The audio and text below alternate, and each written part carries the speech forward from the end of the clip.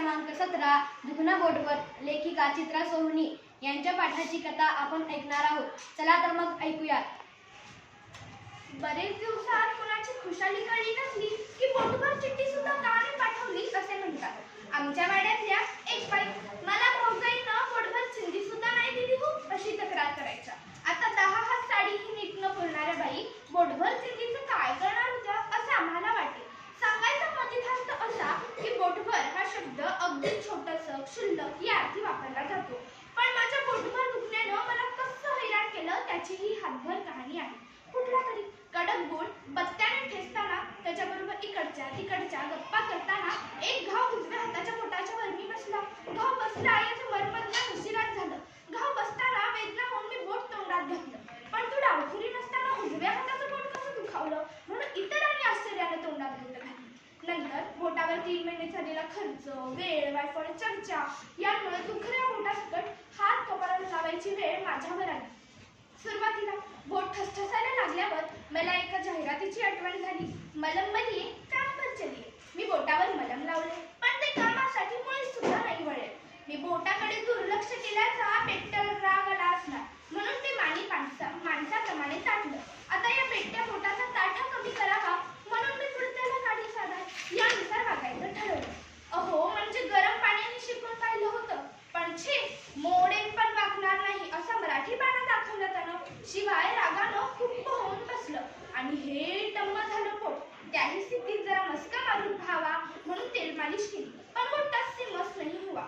शेवटी हा नाच सोड, डॉक्टरांचा फोन जोड असा भाच्याचा उपदेश शिरोधार्य म्हणून मी डॉक्टरांना फोन केला। तपासल्याशिवाय कसं कळेल असा डॉक्टरांनी प्रश्न केला। मग दवाखाना काढला, तिथेही गर्दी। कुणाचा पाय प्लास्टरमध्ये, कुणी कुबड्याधारी, कुणाचे हात गळ्यात, स्वतःच्या गळ्यात असल्या अलौकिक अवस्थेतले एक जण पाहून पोटात गोळा येत होता। इथून पळ काढावा असं वाटत होतं। आता आमच्या त्या बाणेदार बोटात असंख्य बाण घुसल्याच्या वेदना होत होत्या म्हणून डॉक्टरांना भेटणं भागच होतं। हार्टबीट तुटलं नसेल ना अशी भीती वाटत होतीच। मग त्या चिमुकल्या बोटाची नुसती तपासणी। क्ष किरणांनी फोटो वगैरे झाल्यावर डॉक्टरांनी हसत सांगितलं, काही नाही, घाबरू नका, प्लास्टर सुद्धा नकोय, नुसतं स्ट्रॅपिंग करायचं। डॉक्टरांच्या मिठास बोलण्यामुळे मन अगदी हलकं झालं। मनावरचा सगळा ताण उतरला, पण थोड्याच वेळात भ्रमनिरास झाला।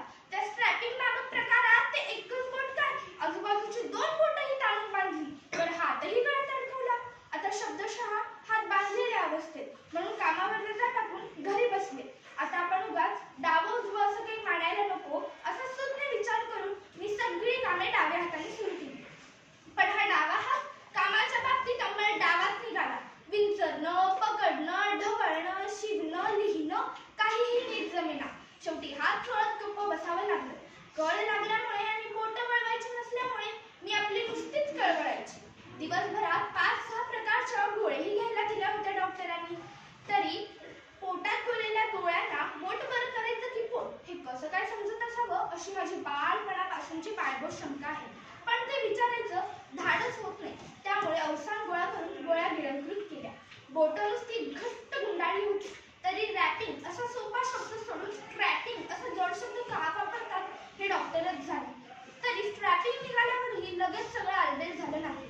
आणखी 2 गोळ्यांच्या फैली धरल्या आणि चेंडू वळण्याचा व्यायाम सांगितला। बच्चका खेळ असं समजून मी दुर्लक्ष केलं, तर पुढच्या भेटीत बोट न वळण्याचं कारण म्हणून या टाळलेल्या व्यायामावरच डॉक्टरांनी बोट ठेवलं।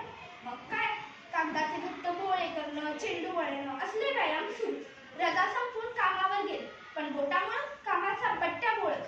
हळूहळू हत्तीच्या पावलांनी आलेलं दुखणं मुंगीच्या पावलांनी भरं होऊ लागलं। पण अजूनही मी कोणाच्याही नावानं बोट मोडू शकत नाही। राग आला तरी त्वेषानं घट्ट मूठ वळवू शकत नाही। बोट आपले हात दाखवत राहतच। आपल्याकडे प्रभाते करदर्शन करण्याची प्रथा का पडली असावी हे समजून चुकलं आहे आणि आता बोटाचं महत्त्वही समजलं आहे। धन्यवाद। बाळांनो, दुखणं बोटभर हा पाठ समजला सगळ्यांना?